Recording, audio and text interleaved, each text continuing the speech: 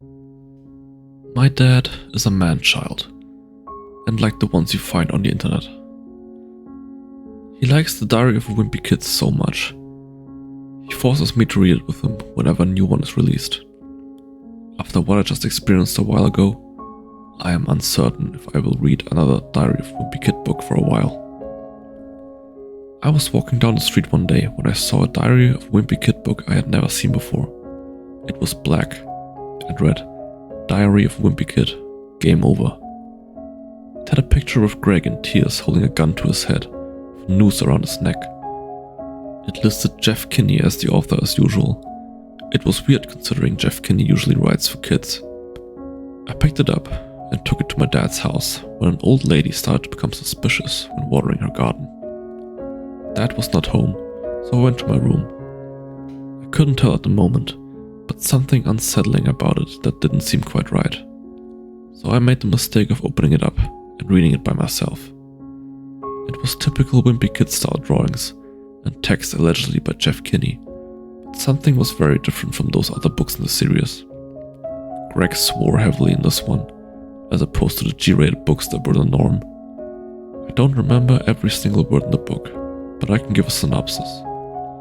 In the book, Greg rants about how crappy and depressing his life is and how he wants it all to end. His best friend Rowley is like a child in a middle schooler's body, and his little brother gets special treatment and never gets in trouble. As Greg continues to make entries, the text and drawings get more low quality, as Greg is under the influence of marijuana.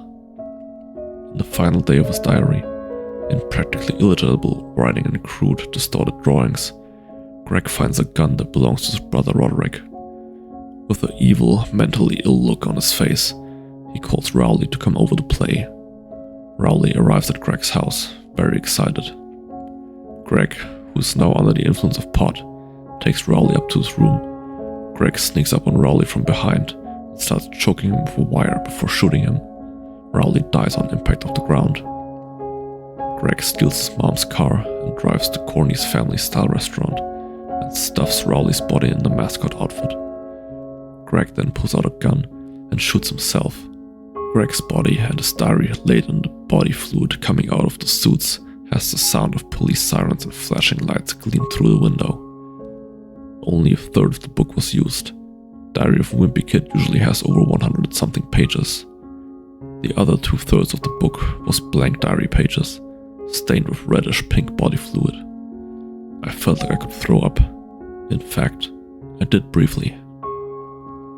When my dad got home, I showed him the book and called the police. The police chief said that was a legitimate book and they were going to make a movie based on it. My reaction was, with a look of horror, God help us all, I said, turning white in the face.